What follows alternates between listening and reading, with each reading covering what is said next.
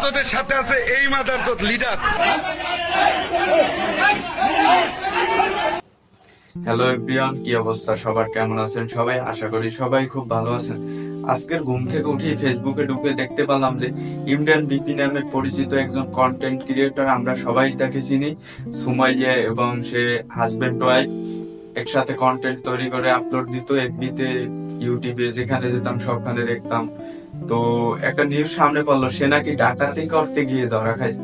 আসলে ভাই, সে একজন কন্টেন্ট ক্রিয়েটর, সে এখানে জায়গা রাখে, ওখানে জায়গা রেখে আমরা দেখতে আসছি ভিডিওতে।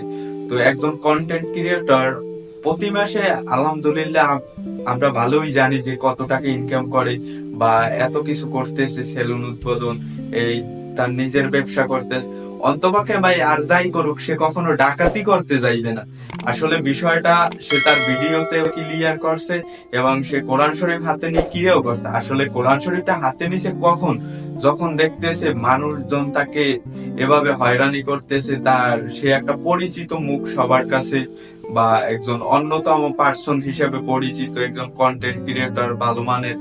তো সে আর যাই করুক ভাই, কারো বাসায় ডাকাতি করতে যাইবেন অন্তপক্ষে। আসলে বিষয়টা সে ক্লিয়ার করছে রাজনীতির বিষয় নিয়ে, তাকে ধরে নিছে বা ইয়া করছে। সে যদি সে ডাকাতি করতে যাইবে কেন? তার তো আল্লাহর রহমতে টাকা পয়সার অভাব নাই। আমরা নিজেরাই দেখতেছি, জমি রাখতেছে, বাড়ি করছে, এরপর ইয়া সেলুন উদ্বোধন করছে। একটা ছেলের ভাই এর থেকে তো আর বড় স্বপ্ন পূরণ করা বা এর থেকে বড় কোনো লক্ষ্য থাকতে পারে না।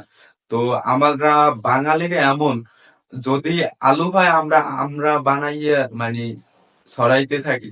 তো বিষয়টা হয়েছে এমন, রাজনীতি নিয়ে সে ভালো লাগতো, সে একদল করতো, ভিন্ন পার্টির সাথে জয়ঝামেলা ছিল, যে কারণে তারে ধরে নিয়ে ক্ষমতার জোরে এরকমের একটা ভিডিও তৈরি করে আপলোড দিছে। ভাই, আমরা বাঙালি, বুঝতে হবে সেটা। আর আমি জানি ভিডিওটা ইমরান বিপি পর্যন্ত যাবে কিনা, কিন্তু ভাই ভয় করো না, জীবনে এরকমের যখনই গ্রাম অঞ্চলে কেউ দেখবেন যে ভালো হইতে যাইতেছে, তখনই তারে যাইতে ধরবে। অমুক নেতায় মনে করবে আমার থেকে সে বড় হয়ে যাইতেছে, অমুক এলাকার মানুষ দেখবে এই তো শালায় বড় হয়ে যাইতেছে আমাদের থেকে। আজকের ভিডিওটা ভাই কোনো ধরনের রোস্ট না, কোনো ধরনের কিছু না, যার শুধুমাত্র সত্যিটা তুললে ধরো ভিডিওর মাধ্যমে। তো ভাই এমনটা ঠিক না।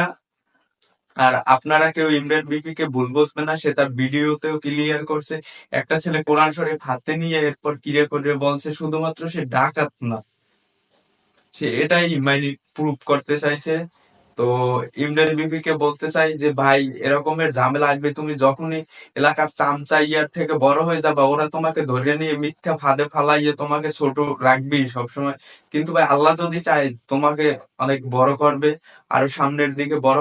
মানুষজন বিভিন্ন সমালোচনা এভাবে ক্ষমতার জোরে একটা ঘটনা ঘটাই ফেলাইছে, ব্যাপার না ভাই, সবকিছু বলে নতুন ভাবে শুরু করো ভাই, আমরা আছি তোমার পাশে।